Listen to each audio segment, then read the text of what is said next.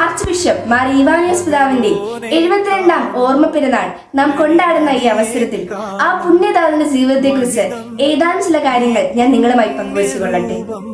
നമ്മളൊരു ചെറിയ വിറകിന്റെ കൊള്ളിയൊക്കെ ഇങ്ങനെ കത്തിച്ചിട്ട് ഒരുപാട് വിറകുകളുള്ള ഒരു സ്ഥലത്തേക്ക് ആ കൊള്ളി വലിച്ചെറിഞ്ഞാൽ ആ വിറകിന്റെ കൂട്ടം മുഴുവനും കത്തും. നമ്മൾ ആദ്യം കത്തിക്കാൻ ഉപയോഗിച്ച കമ്പവും അതെപ്പോഴോ കത്തിത്തീർന്നിട്ടുണ്ടാകും. നമ്മൾ കത്തിക്കാൻ ഉപയോഗിച്ച കമ്പ് കത്തിത്തീർന്നാലും തീ ഇങ്ങനെ ആളിപ്പടരുന്നത് പോലെയാണ് ചില മനുഷ്യർ. അവർ തീർന്നു പോകും, ചെറിയൊരു ആയുസ് കൊണ്ടൊക്കെ അവർ അസ്തമിച്ചു പോകും. എന്നാൽ അവർ കൊളുത്തി വെച്ചിട്ടുള്ള ചില ദീപങ്ങളുണ്ട്, അതിങ്ങനെ ഒന്നിൽ നിന്ന് മറ്റൊന്നിലേക്ക് തുടർന്നുകൊണ്ടേയിരിക്കും. പരിശുദ്ധ മറിയമേ, ദൈവത്തിന്റെ കന്യകയായ മാതാവേ, നിന്റെ പുത്രന്റെ അടുക്കൽ ഞങ്ങൾക്ക് വേണ്ടി പ്രാർത്ഥിക്കുന്ന കാര്യത്തിൽ നീ വിശ്രമം എടുക്കരുതേ. സംഘർഷഭരിതമായ ചുറ്റുപാടിൽ സഭയോടും സമൂഹത്തോടും നമ്മളിന്ന് ഓർമ്മിക്കുന്ന ആ വലിയ പുണ്യവാൻ പറഞ്ഞത്, കാത്തിരിക്കൂ, ഏതൊരു ജലാശയവും തെളിയുമെന്നായിരുന്നു.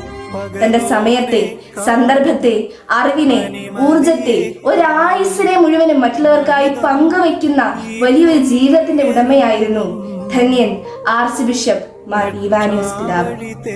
ഓർമ്മിക്കപ്പെടുവാൻ യോഗ്യത നേടുക എന്നതാണ് ഒരു വ്യക്തിയുടെ ജീവിതം കൊണ്ട് അവൻ നിർവഹിക്കാൻ പറ്റുന്ന ഏറ്റവും വലിയ കാര്യം. ഒച്ചപ്പാടുകളല്ല, കാഴ്ചപ്പാടുകൾ ജീവിതത്തിൽ പ്രാവർത്തികമാക്കിയ വ്യക്തിയായിരുന്നു മാർ ഈവാനിയോസ് പിതാവ്. നമ്മിൽ നിന്ന് ഒരു പൂമരം കൊഴിഞ്ഞു പോയിരിക്കുകയാണ്. ചരിത്രം നമുക്ക് ആവേശം പകരട്ടെ. വർത്തമാനകാലത്ത് നമുക്ക് നഷ്ടപ്പെട്ടതൊക്കെയും ചരിത്രത്തിൽ നിന്ന് നമ്മളിങ്ങനെ പെറുക്കിയെടുക്കണം. നമ്മിൽ നിന്ന് കൊഴിഞ്ഞു പോയ ആ മാമരത്തെ നമുക്ക് വീണ്ടും വീണ്ടും ഓർക്കാം. പ്രാർത്ഥനയോടെ ആ ഓർമ്മയുടെ കാലം ചുവട്ടിൽ നമുക്ക് മെല്ലെ മെല്ലെ ചരിത്രത്തിൽ അടയാളപ്പെടുത്തേണ്ടവരായി മാറാം. പ്രാർത്ഥനയോടെ നിർത്തുന്നു. നന്ദി. പകലോനേക്കാളും പനിമതിയേക്കാളും മഹിതം ഈ പുണ്യരൂപം,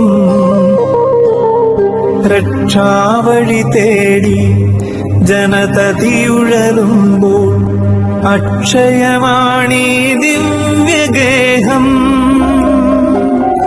ഇതെത്രയോ ഭാഗ്യം, എത്രയോ യോഗ്യം, മലങ്കരയുടെ മായാത്ത പുണ്യം.